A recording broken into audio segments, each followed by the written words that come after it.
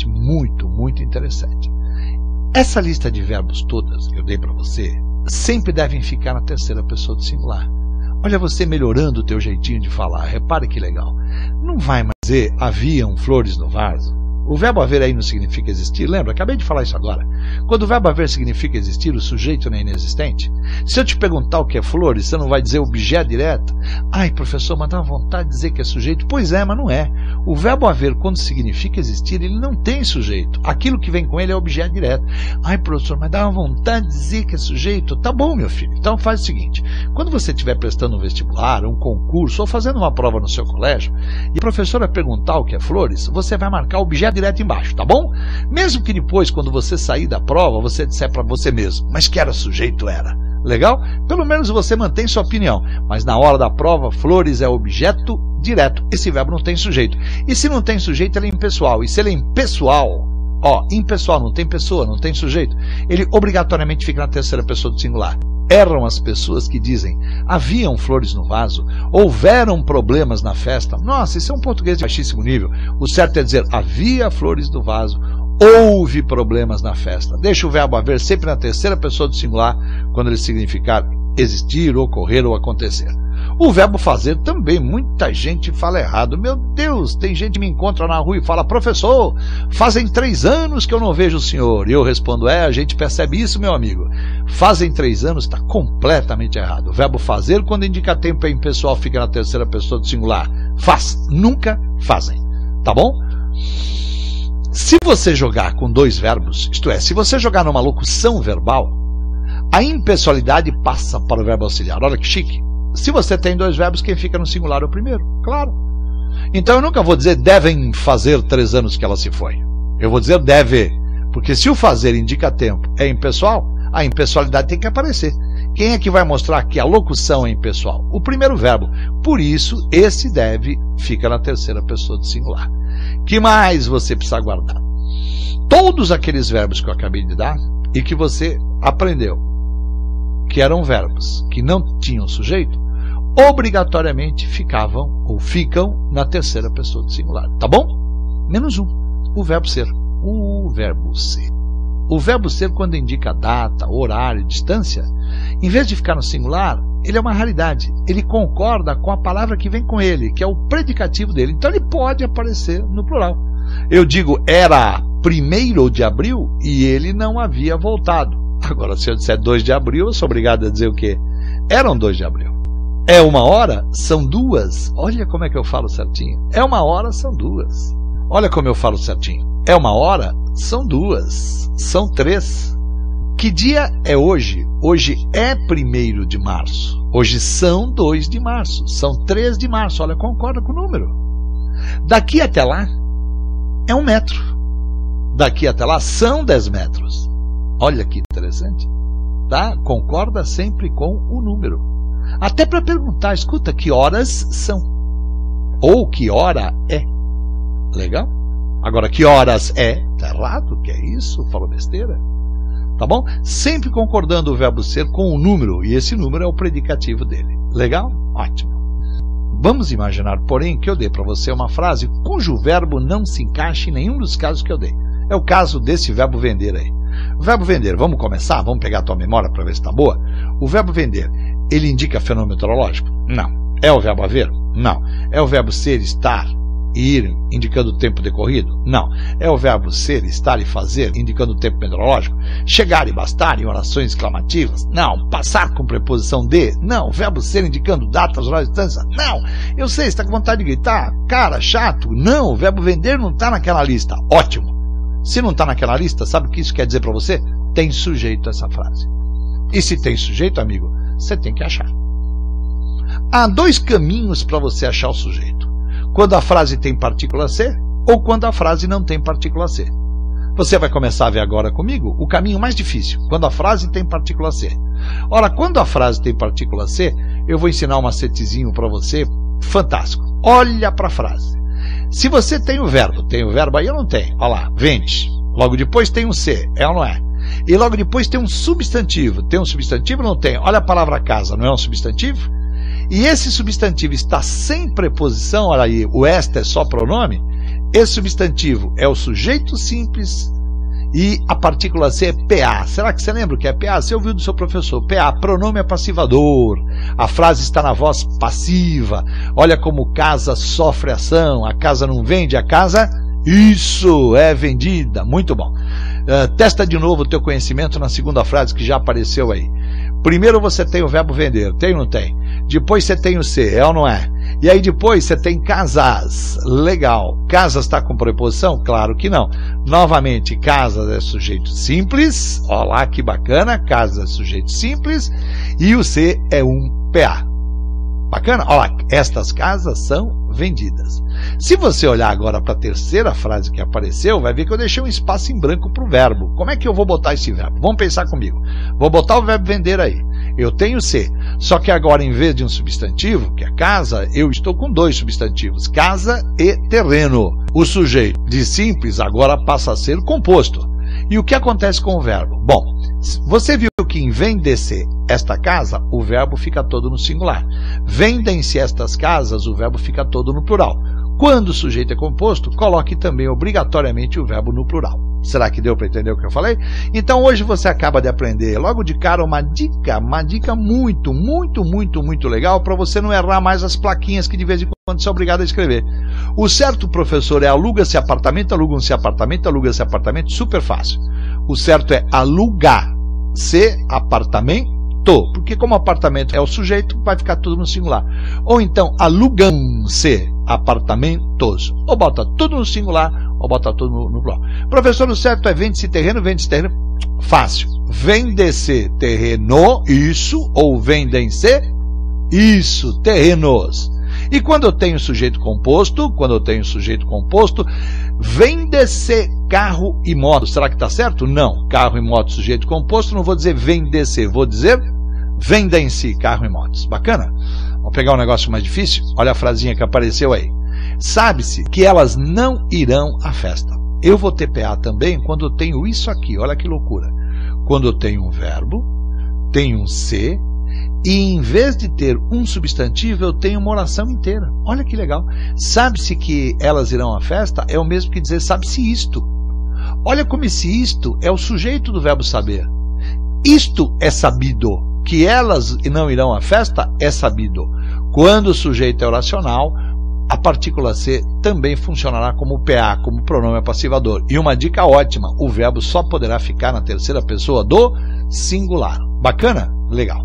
Agora, ó, atenção que eu vou mostrar. O que eu vou mostrar é sensacional. Vamos supor que você olhe para a frase que eu pus aí. Necessita-se de ajudantes. Você consegue enxergar o necessita, que é o verbo. Logo depois um ser. Usando a regrinha que eu acabei de dar, você procura um substantivo. E ele está aí. Ajudantes. Só que agora ele está com preposição. Bota nessa sua cabecinha pro resto da vida. Sujeito nunca pode ter preposição. Ora, se o sujeito não pode ter preposição, esse C que está aí não é mais PA. E se esse C não é mais PA, esse C ganha o nome de índice de indeterminação de sujeito. Olha que beleza. Índice de determinação do sujeito. Você está ouvindo o que eu estou falando? Índice de indeterminação do sujeito. Ora, se esse C vai indiciar a indeterminação do sujeito, na hora que eu pergunto para você qual é o sujeito de necessita-se de ajudantes, você dirá sujeito indeterminado. Eu sei que alguém está necessitando, mas não sou capaz de dizer quem é. Entenderam bem? Vamos ver se entenderam bem. Eu tenho tratava na outra, o ser. Ah, mas não tem que ficar depois? Não, às vezes ele pode vir antes. Tem uma palavra negativa como nunca, ele vem antes. Olha o ser ali. Aí eu tenho a palavra problemas, que é um tremendo substantivo. Só que problemas está com preposição. Repete, sujeito pode ter preposição? Não.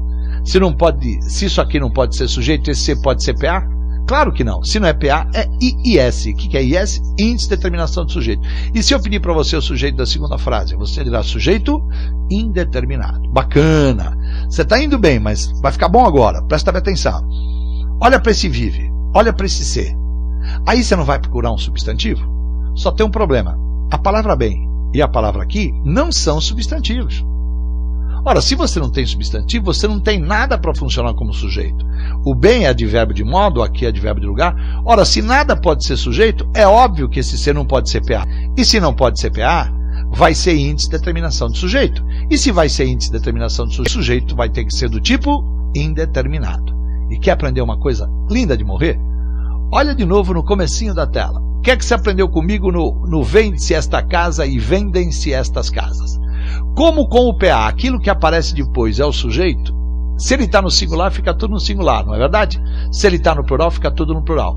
E quando é índice? Sempre na terceira pessoa do singular. Vou falar errado. Necessita um ser de ajudante. Falei errado. Vou falar errado de novo. Não se tratavam de grandes problemas. Falei besteira. Vou falar besteira de novo. Vivem-se bem aqui. Tudo errado. Verbo com índice tem que ficar na terceira pessoa do singular. Necessita ser, nunca se tratava e vive ser. Bacana, moçada? Então vamos em frente. Vamos trabalhar um pouquinho as frases aí, garotada? Vamos? Então vamos lá. Já não se aceitam essas falcatruas como atualmente. Olha que bacana. Eu tenho o verbo aceitar, tá vendo aí ou não? Tenho um ser, vou procurar o sujeito. Procuro um substantivo. Falcatruas, né? Bandidagens. A palavra falcatruas é um substantivo? É. Então ele é o sujeito. E esse ser que está aí é isso, um pronome passivador. Essas falcatruas já não são aceitas. Vamos para a segunda. Olha lá. Evitou-se desta maneira aquela injustiça. Eu tenho o verbo, tenho ser. O desta maneira não pode ser sujeito, porque além de estar com preposição, está entre vírgulas. Aí aparece o aquela injustiça. O aquela injustiça pode ser sujeito? Claro que pode ser sujeito. Não é verdade? Claro que pode ser sujeito. Ele é o sujeito e a partícula ser é o pronome passivador. E repare a concordância. Não se aceitam falcatruas, evitou-se injustiça.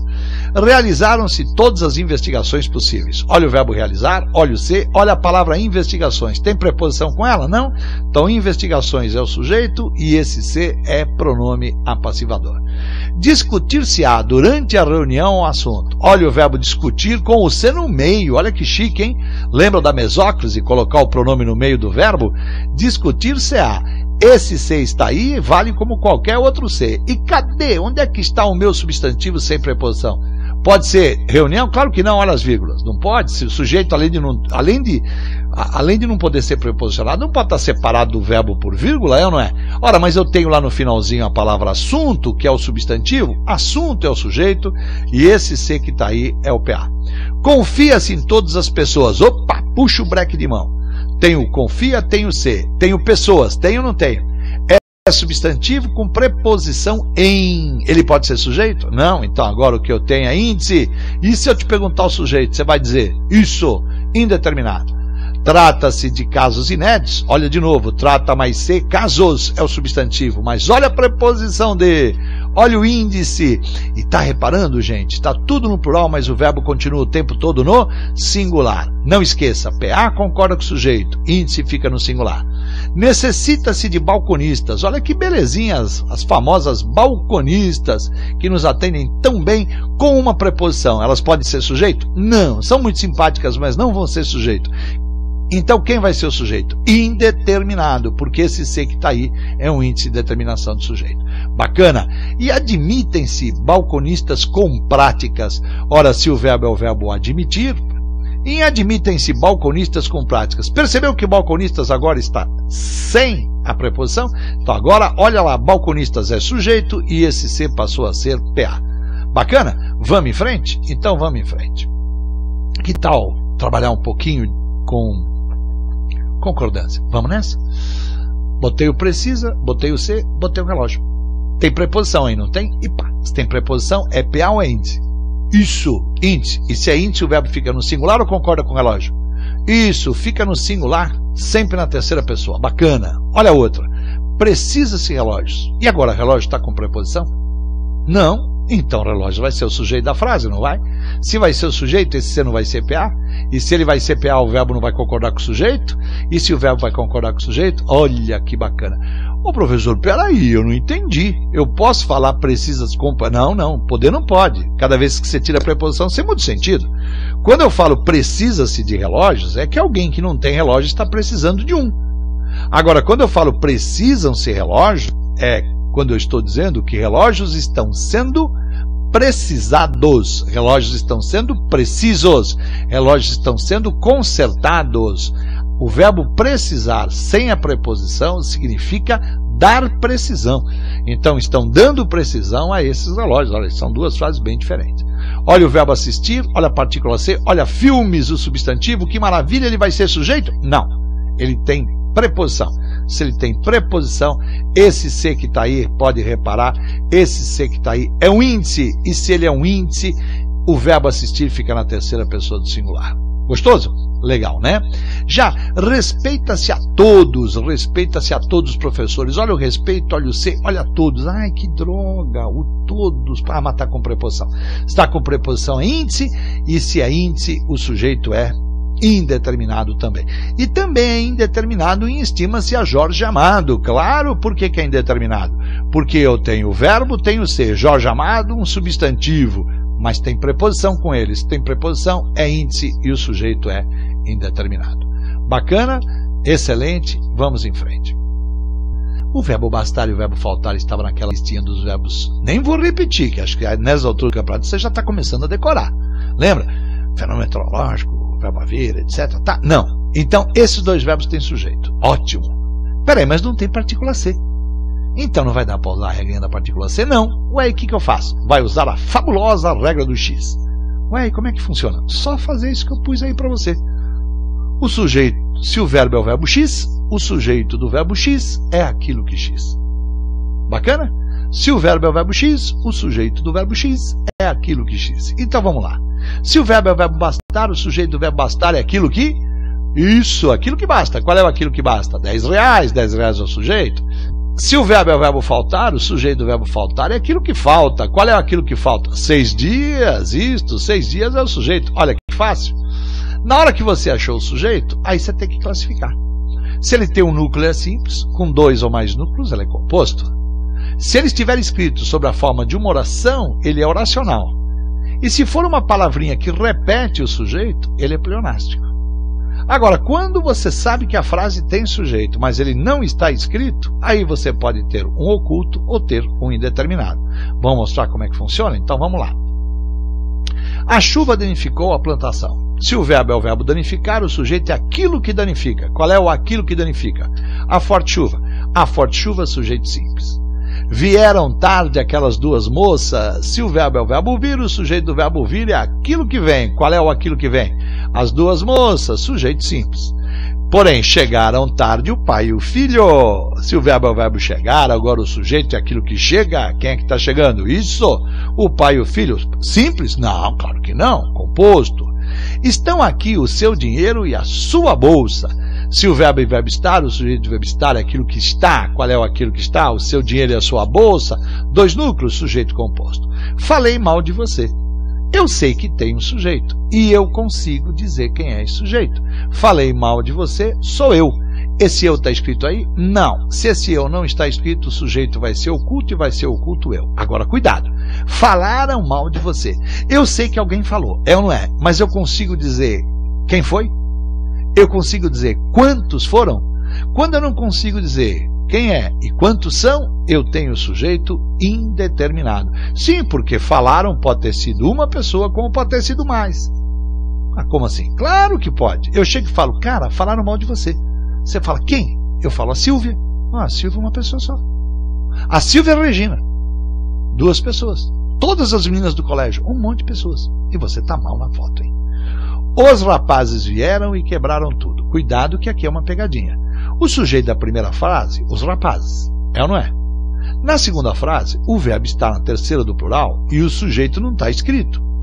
A impressão que dá é que na segunda frase ele é indeterminado. Mas como você tem o referencial anterior, rapazes, você vai dizer que o sujeito da segunda frase é um oculto. Oculto quem? Eles. Eles quem? Os rapazes. Entenderam bem? Então, presta bem atenção, olha para a frase anterior e presta bem atenção. O sujeito só é indeterminado quando ele não está escrito na frase. Ou não existe um referencial para dizer para você quem é o sujeito. Em falaram mal de você, além de não estar escrito, não tem nenhum referencial. Já em quebraram tudo, não está escrito, mas há o referencial. Qual é o referencial? Rapazes. Convém terminarmos logo o exercício. Olha que chique essa frase. Quero saber o sujeito convém. Bom, primeiro, vamos parar um pouquinho, vamos organizar a sua cabeça. Qual é a primeira coisa que você vê? Se o convém está naquela listinha, para já dizer sujeito inexistente e partir para uma outra questão. Tá? Não. Pronto. Danou-se? Tem sujeito. Segunda possibilidade, vou usar aquela regrinha do C, muito legal. Também não dá, porque não tem partícula C. Então é a hora que você vai para a terceira possibilidade e vai usar a regra do X. Se o verbo é o verbo convém, será sujeito do verbo convém aquilo que convém. Vamos repetir? Se o verbo é o verbo convém, será sujeito do verbo convém aquilo que convém. Qual é o aquilo que convém? Olha que beleza. Não é toda a segunda oração? Você está na frente de um sujeito oracional. E para fechar, minha prima, aquela nunca prestou. Nossa, coitadinha, né? Minha prima, aquela nunca prestou. Se você reparar bem, o sujeito do verbo prestar é minha prima. Claro. Ô professor, mas você falou que eu não posso separar sujeito do resto por vírgula. Só existe um caso em que você consegue fazer isso. Quando você tem isso aqui, ó. Você tem uma palavra que repete a figura do sujeito. Essa palavra que repete a figura do sujeito é chamada de sujeito pleonástico. Você está na frente de uma figura de linguagem chamada pleonasmo. Mestre, não é errado usar o pleonasmo? Não. O errado é o pleonasmo vicioso, subir para cima, descer para baixo, sair para fora, entrar para... Isso aí é um pleonasmo de estilo. Isso aí é um pleonasmo usado por escritores. Esse pleonasmo é possível. Como é que você percebe que você está com sujeito pleonástico? Porque você tem um sujeito, que é minha prima, mas tem uma palavra que está repetindo esse sujeito. Prestar muita atenção, porque às vezes um detalhe pode levar você ao erro. Quando eu falo Carla, faça-me um favor, eu tenho o verbo fazer, que não está naquela lista dos sujeitos inexistentes. E também não tenho partícula C aí. Então o sujeito do verbo fazer vai ser a pessoa que faz. A pessoa que faz é Carla. Pelo menos para ela eu estou pedindo um favor. Só que esse Carla está separado por vírgula. Ele pode ser sujeito? Não pode. Então o sujeito está escondido na segunda oração. O sujeito é oculto.